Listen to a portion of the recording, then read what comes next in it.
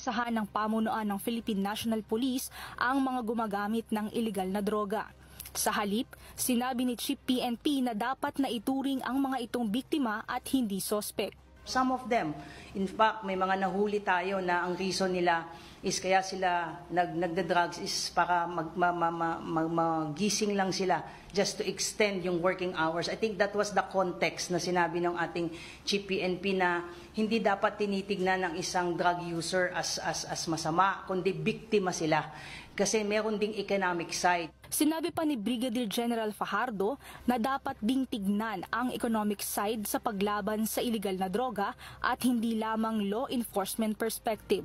Gusto mong mag-extend ng iyong working hours, take a case in point yung ating mga konduktor, yung mga driver na nahuhuli po na pag nag-positive sa drugs, ang reason nila kasi grabe yung biyahe, kailangan nilang manatiling gising. So ito lang po yung konteksto. Dagdag pa ni Brigadier General Fajardo, kailangan ng whole nation approach sa paglaban sa ipinagbabawal na gamot.